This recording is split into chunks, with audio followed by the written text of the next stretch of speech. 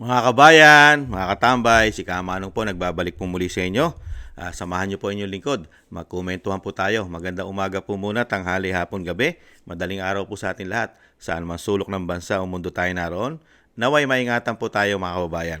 Ito po, komentuhan po natin mga tambay. Itong mga sinasabi po ng ating mga kababayan na mga mukhang leftist. Mga grupo po yata. Karamihan po ng sinasabi po rito na nagrereklamo sa NBI mga katambay ay humihingi po ng sinasabing protection daw po, lalo raw po sa nagpapakalat ng fake news. Lalong-lalo po kasama po si Attorney Conti mga katambay na hindi man lang po kinukundina nitong abogadong ito ang ginagawa po ng CPP, NPA, NDF sa napakahabang panahon, lalong-lalo ang NPA, nasaan ang mga ginurgor, ano ang hustisya nang natanggap dito sa abogado na ito ng mga ginurgor, chinugi ng mga NPA at mga ginahasa at ni-rape ng mga adiktos, mga tambay, at pinatay pa at chinugi. Nasaan kaya ang hustisya dito sa abogado na ito? At gigil na gigil po sa war on drugs. Ang tanong ni Kamanong, hindi mo ba ipaglalaban, Attorney Conti, ang mga ginurgor, chinugi? Hindi ba bibigyan ng hustisya ang mga ginurgor at chinugi na NPA sa mahabang panahon, more than 50 years? Ano na yon? Nagtatanong na po si Kamanong. Pakinggan po natin ang balita. Matapos po yung pagkakaaresto kay dating Presidente Duterte, nakaranas po yung aming mga kliyente ng bashing, intimidation, vilification, at pinalalabas na sila ay mga nagsisinungaling at mga bayarang biktima. Hustisya lamang ang sigaw ng mga kaanak ng mga biktima. Ngunit sa ngayon, nagiging tampulan pa umano ng fake news patungkol sa kanilang kaanak na nasawi sa madugong kampanya kontra illegal na droga ni dating Pangulong Rodrigo Duterte.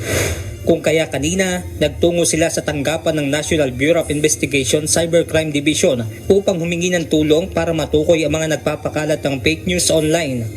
Kailangan pa naming lumapit sa NBI para tulungan kami tukuyin kung sino yung mga basher namin. Kasi nga po, matagal na po namin hinihintay ang hostisya na hangad namin. Pero ganun pa man, mas malala din ang naranasan namin sa mga basher namin. Ang panawagan lang po namin ay hustisya, pero ang ginagawa nila pambabaligtad sa amin. Gagawan kami ng fake news, i-manipulate yung videos namin, yung images na hawak namin at sasabihin peke yung hawak naming mga litrato. Bukod sa mga biktima, kasama rin sa humingi ng assistance sa NBI si International Criminal Court o ICC Assisting Counsel Attorney Maria Cristina Conti dahil sa nararanasang online bashing. May hinuha ako na systematic ito dahil sa araw, sa timestamp, at saka doon sa dami ng mga nagpo-post within a particular frame. Tapos walang follow-up.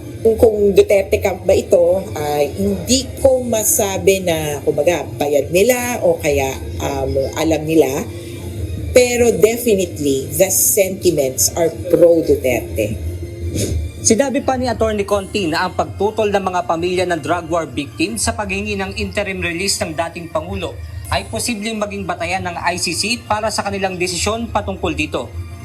Factor ito para sa International Criminal Court na i-reject or i-deny ang kanyang request o kaya i-limit ang kanyang request kung papayagan man dahil importante para sa korte na maayos yung kumbaga, administration of justice. Kung ang paglaya niya, ang ibig sabihin ay may matatakot na biktima, may mamamatay na biktima, o kaya witness, at yun ang importante, hindi papayag ang korte. Samantala, positibo naman ang tugon ng NBI sa request ng mga pamilya ng drug war victims. Benedict Samson. Ayan mga tambay, nakita nyo po kung palalayain daw po ang dating Pangulong Duterte ay may posibilidad daw na takot at baka daw po matsugi ang mga biktima. Nasa kapangyarihan po ba ang mga Duterte para gawin yon? Hindi po ba ang unang nagtsugi po ng mahigit 50 years ay ang mga NPA? Iba hanggang ngayon po, active po ang CPP, NPA, NDF sa ating bansa. More than 50 years. At araw-araw po, sigurado po araw-araw may nabibiktima po ito ang mga NPA. May chinutsugi, ginugurgor. Hindi lang po binabalita ng mainstream media. mga kabayan. Nasaan kaya ang simpatsya ng isang konti? Nasaan kaya ang simpatsya nitong babaeng ito, itong abogadong ito, sa mga buhay na chinugi, ginurgor? Bakit wala man lang nagwewelga para sa mga biktima, chinugi ng mga NPA, ginurgor, mga bata, may matanda, di ba? At may mga kapulisan, may kasundaluhan. Kamusta na kaya ang mga pamilya na chinugi, ginurgor ng mga NPA sa kanilang mga pinaglalaban?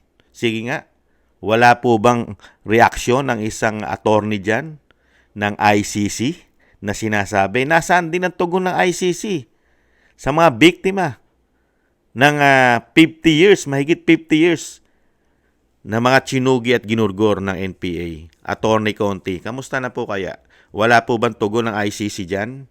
Wala po bang silbi ang mga buhay na chinugi at ginurgor ng mga NPA? Ano po yon? Mga hayop? Mga manok lang po ba ang chinugi? Mga baboy lang po ba ang chinugi ng NPA? Mga kababayan, tinatanong ko lang po, nasaan ang human rights? Nasaan ang isang ICC lawyer daw na sinasabing crimes against humanity? Mga kababayan, nagtatanong lang po si Kamanong dito sa abogado na ito. At gigil na gigil po sila sa pamilya Duterte. Bakit po ba, attorney? Ano po ba kayo? Kasapi po ba kayo? Kasapi po ba kayo ng CPP, NPA, NDF? Nagtatanong lang po si Kamanong. Attorney, kaya hindi nyo po makundina ang ginagawa ng CPP, NPA, NDF, lalong-lalo na ang NPA na mga chinugi at ginurgor ang mga pamilya, at hindi nyo rin po kinukundina at hindi nyo rin po tinatanong yung mga kasama nyo. Kamusta naman po ang mga chinugi at ginurgor ng mga pamilya nila na sinasabing namatay sa drug war? Kamusta naman po ang kanilang pagkatao? Sila po ba'y naging mabuting tao, naging mabuting mamamayan? Sumusunod po ba sila sa batas? Wala po ba silang nilalabag na batas? Wala po ba silang pinatay o ginurgor o chinugi? Wala po ba silang ginahasa at chinugi at ginurgor?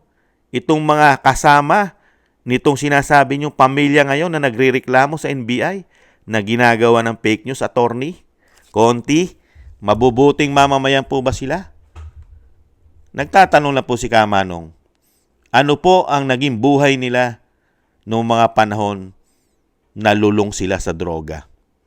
Lulong sila sa pinagbabawal na droga. Ginamit pa nilang hanap buhay yata ang droga. Nagtatanong na si Kamanong, anong klaseng pagkatao meron sila? Anong klaseng pamumuhay ang meron sila nung panahong laganap ang droga sa ating bansa? Naging mabuting mamamayan po ba sila? Karespe-respeto po ba sila?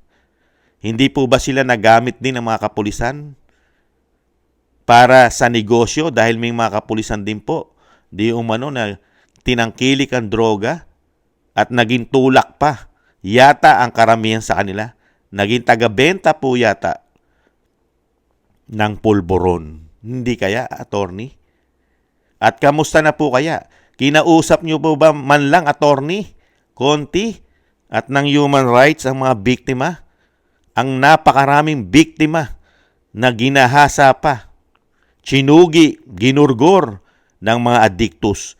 At kamusta na rin po ba ang mga biktima po ng randing and tandem? Kinamusta nyo po ba, attorney, kung ano po ang saloobin nila na mga normal na mga Pilipino, mga may pangarap sa buhay, ginurgor, karamihan estudyante, naglalakad lang sa karsada, bigla na lang hahablutin, gagawa ng masama dahil kargado ng droga ang mga utak.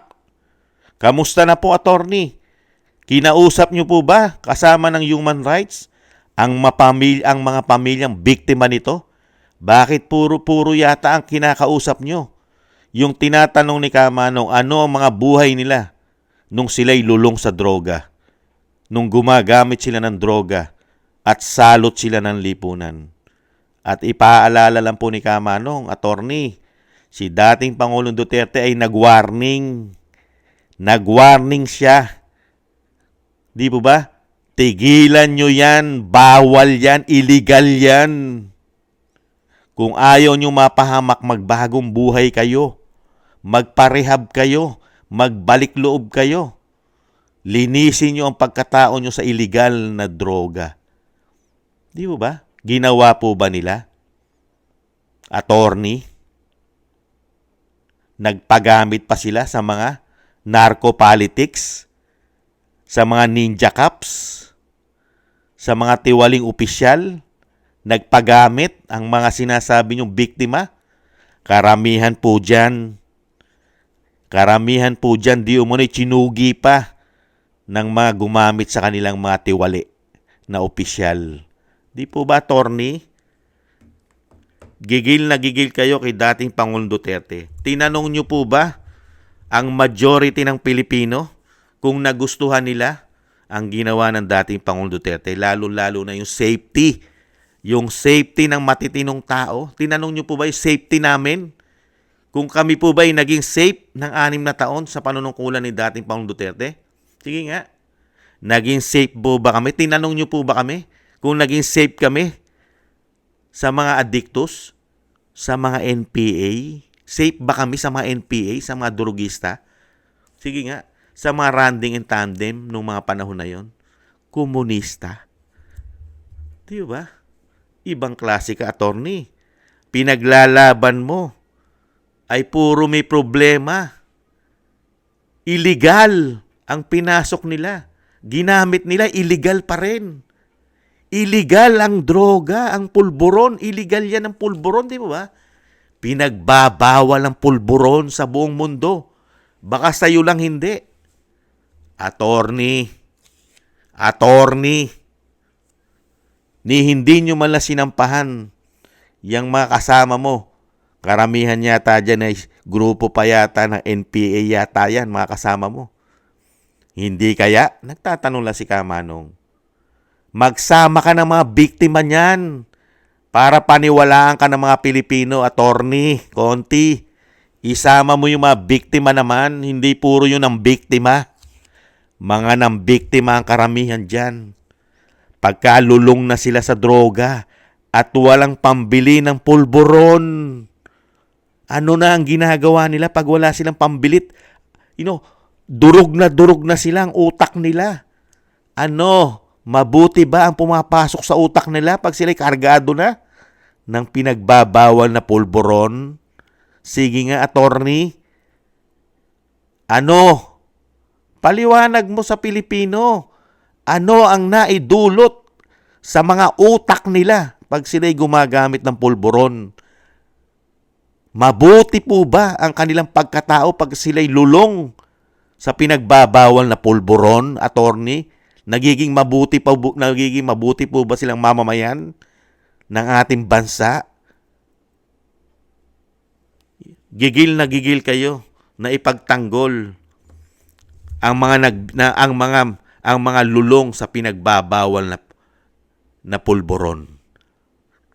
Gigil na gigil kayo na ipagtanggol sila. Gigil na gigil kayo na hanapan ng hustisya ang mga lulong gumagamit sa pinagbabawal na pulburon. At karamihan pa ay nakabiktima pa ng matitinong Pilipino.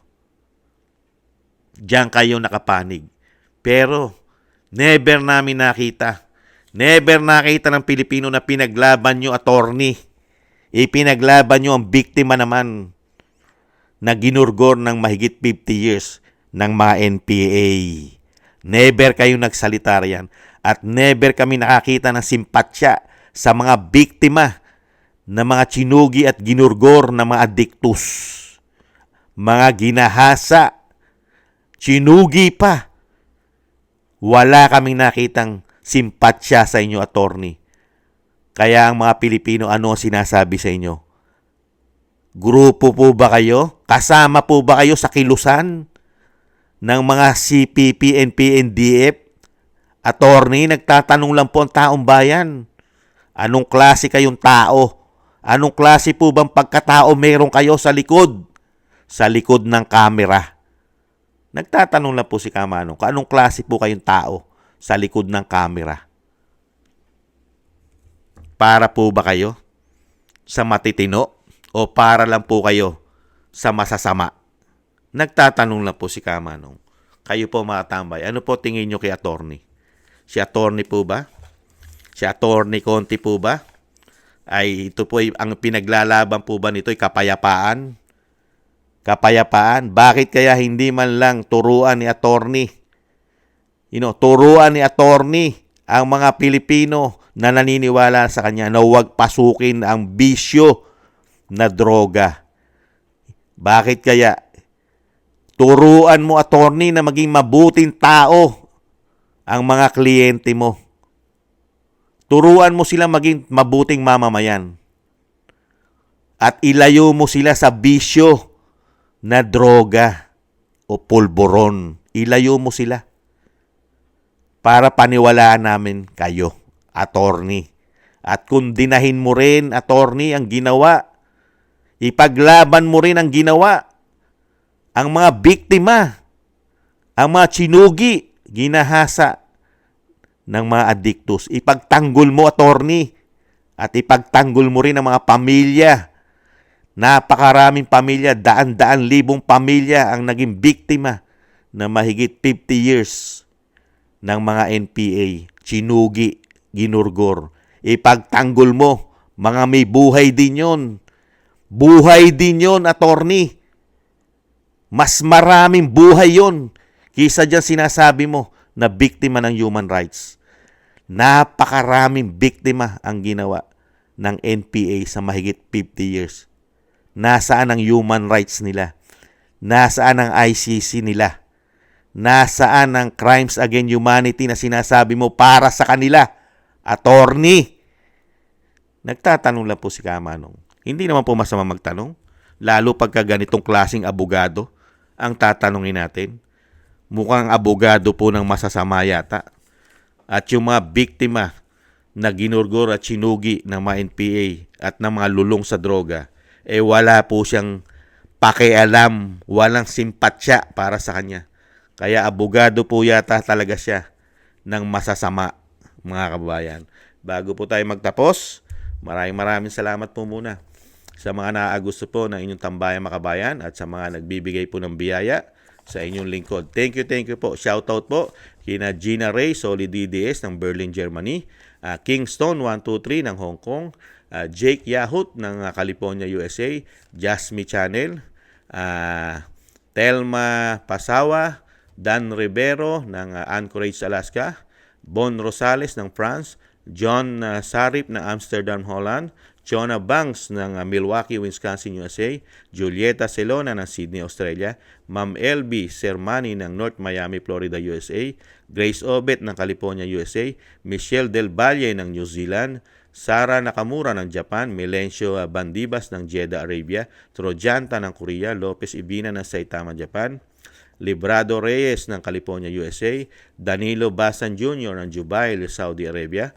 Roberto Papa, United Kingdom, 29, Narciso Esteban, Reynaldo Pexon, June De Jesus, Lee Chen, Ana Santos, Bon Rosales, Benjamin Garduque, Pepito Cabiso, and Victoria Denvor ng Netherlands, at sina Nida Diongley ng Italy, Mary Tom ng Hawaii, Aloha, Donaldson Paras ng Canada, LKD 459 ng Belgium, Hermogenes Maramag, Manuel Rojas, Nershin ng Kingdom of Saudi Arabia, Richard Macelones, Alexander Advincula, Dennis Velasco, Lorna Grantman ng Australia, Annie PH Vlog ng Official, Richard Macelon ng Davao City, Roberto Papa ng Blackpool, United Kingdom, Pedro Roque ng Ontario, Canada, Feliciana Vergara ng Los Angeles, California, Annalisa Besorio ng Saudi Arabia, Mel Caserna ng Israel, Veneracion Seblos, Sandy Donan ng Osaka, Japan, Just Got Lucky ng Houston, Texas, Ruth ng Perdos, Kuwait, Zenaida Garcia from Italy, Sayan Nico ng Saitama, Japan, Dorina Villa ng Brussels, Belgium, Olivar Edito ng Honolulu, Hawaii, Danilo Oñate, Madonna Sultan, Rolly Pineda, George Soleto ng Seattle, USA, Feli Subido ng France, Paris, Sonia Diaz Liano, Ami Cabrera ng OFW ng Saudi at Davao, Dennis Velasco ng Iceland, Mario Carvajal from Europe at Dorina Villa, Clara Ibarra, Luz Ferrer, Victoriano Carrera at Dorina. Ayun, nabanggit na po natin si Dorina Villa at si Victoriano Carrera. Thank you po. Mabuhay po kayo. Maraming salamat po. Shoutout po. Ingatan nawa po. At shoutout din po sa ating mga kababayan sa buong Pilipinas, sa kasulok-sulukan ng bansa. At shoutout din po sa ating mga kababayan, mga Pilipino, sa kasulok-sulukan ng mundo, mga OFW. Mabuhay po kayo, mga bagong bayani. Ingatan nawa po. At bago po tayo magtapos, syempre po, isama po natin sa panalangin at dasal na maingatan po at mabigyan pa po ng mahabang buhay at makabalik pa po ng mapayapa sa lalong mabilis ang ating dating Pangulong Duterte. At thank you po sa mga gusto po ng Tambayang Makabayan sa YouTube at TikTok. At ganoon din po sa mga nagko-comment, like, share, and subscribe. Thank you po mga kabayan. Sa muli po, ingatan nawa po tayong lahat. Paalam. Bye-bye.